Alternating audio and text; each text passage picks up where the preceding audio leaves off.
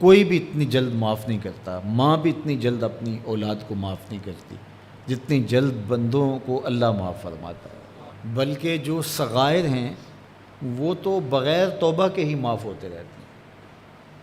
فرمایا کہ جب تم وضو کرتے ہو تو اعضائے وضو کے گناہ جھڑ جاتے ہیں وضو سے، اور ہمیں پتہ بھی نہیں ہوتا۔ بہت سارے صغیرہ گناہ ایسے بھی ہیں کہ ہم ان صغائر کا ادراک بھی نہیں کر پاتے، لیکن وہ ہمارے سے جڑے ہوئے ہوتے ہیں، اور اسی طرح جب وہ ہمارے سے جھڑتے ہیں تو ہمیں ادراک بھی نہیں ہوتا کہ وہ ہمارے ساتھ جڑے تھے اور ہمارے سے دور بھی ہو گئے اور ہمیں پاک صاف کر دیا گیا۔ ایک نماز سے دوسری نماز تک کا وقت درمیان کے اندر ہونے والے گناہوں کا کفارہ ہے۔ ایک جمعہ دوسرے جمعے تک، ایک رمضان دوسرے رمضان تک گناہوں کا کفارہ ہے۔ تو یہ اللہ کی کرم نوازیوں کے رنگ ہے۔ بلکہ فرمایا ہم نے تم کو جو بڑے گناہوں سے منع کر رکھا ہے، اگر تم ان گناہوں سے اپنے آپ کو بچا لو تو ہم اس کے صلے کے اندر تمہارے چھوٹے گناہ ویسے ہی معاف کر دیں۔ ایک تو ہے کہ تم وضو کرو گے تو جھڑیں گے، ایک تو یہ ہے کہ تم کچھ اعمال کرو گے تو اس کی برکت سے یہ گناہ ساتھ جھڑ جائیں گے، لیکن اگر تم بڑے گناہوں سے بچتے رہو گے تو ہم تمہاری اس بات کا اعزاز تمہیں دیتے ہوئے کہ تمہیں اللہ کے حکم کا پاس ہے اور تم بڑے گناہوں سے بچ رہے ہو، اور جو چھوٹے گناہ تم سے سرزد ہو گئے ہم اس بڑے گناہ سے بچنے کی وجہ سے وہ ویسے ہی تمہارے سے ہٹا دیں گے، تمہیں صاف کر دیں گے اس طرح۔ یہ کتنی کرم نوازیاں ہیں۔ اور اگر تم نیکیاں کرتے ہو تو نیکی بھی تمہارے گناہ کو مٹا دیتی ہے۔ اللہ کے محبوب علیہ السلام نے جو 3 وصیتیں کی تھی تو ان میں سے ایک وصیت یہ تھی کہ گناہ تم سے سرزد ہو جائے تو اس کے بعد تم نیکی کرو۔ کیوں؟ تم ہوہا، جو نیکی ہے وہ گناہ کو مٹا ڈالے گی۔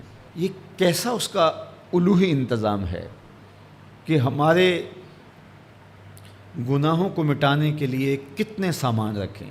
چھوٹے گناہ سرزد ہو گئے ہیں تو وضو کرنے سے، نماز ادا کرنے سے معاف ہو گئے، صدقہ کرنے سے معاف ہو گئے، کسی کو مسکرا کر ملنے سے معاف ہو گئے، رستے میں پڑی ہوئی چیز ہٹا دی تو اس سے معافی ہو گئی، دروشی پڑا تو گناہ معاف ہو گئے اور خطائیں دھل گئیں اور درجات بلند ہو گئے، اور نیکی کی تو ساتھ گناہ بھی معاف ہو گئے۔ تو باقی رہی بات کہ کبیرہ گناہ، بڑی بڑی باتیں، تو شرک سے بڑی بات تو کوئی نہیں ہے، سب سے بڑا گناہ تو شرک ہے، لیکن اگر بندہ توبہ کر لیتا ہے تو اللہ شرک کو بھی معاف کر دیتا ہے۔ ایمان شرک سے برات کا اظہار ہے تو شرک بھی معاف ہو گیا، ورنہ شرک معاف نہیں ہے، اور باقی کبائر بھی توبہ سے، رجوع اللہ سے معاف ہو جاتے ہیں۔ یہ کتنی اس کی کرم نوازیوں کے رنگ ہیں کہ اس کے حضور جب آپ آ جائیں اور اپنی معذرت پیش کر دیں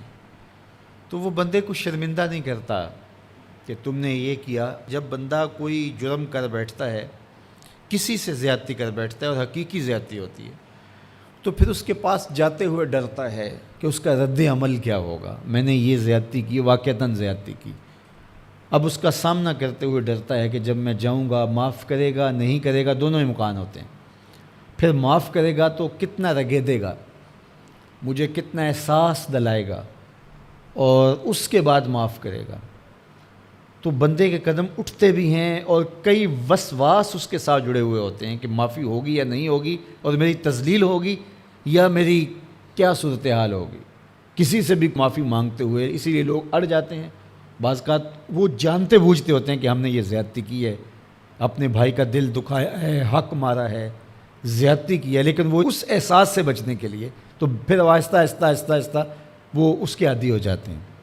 لیکن آپ اور میں گناہ کرتے ہیں تو گناہ کرنے کے بعد جب خیال پیدا ہوا کہ معافی مانگنی چاہیے، تو جب ہم وضو کر کے قدم اٹھاتے ہیں توبہ کے لیے تو ہمیں کوئی ایسا وسوسہ نہیں ہوتا کہ وہ معاف نہیں کرے گا۔ بلکہ حضرت داتا گنج بخش علی حجویری علیہ رحمہ کشف المعجوب میں ایک بزرگ کا قول نقل کیا کہ جس نے توبہ کی اللہ نے اسے معاف کر دیا۔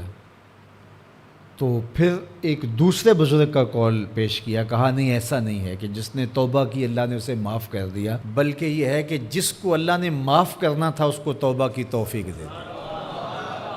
وہ خود کہتا ہے نا کہ توبوا الی اللہ، میری طرف آؤ، رجوع کرو اور میری طرف آ کے اپنے گناہوں کی معافی مانگو، تو اللہ توبہ کے لیے بلا رہا ہے۔ تو جب بلا رہا ہے تو اس کا مطلب ہے معاف کر دیا تو بلا رہا ہے نا۔ اب اگر اس کے باوجود بھی کوئی نہیں آتا تو پھر اس کی حماقت اور اس کی بے وقوفی ہے۔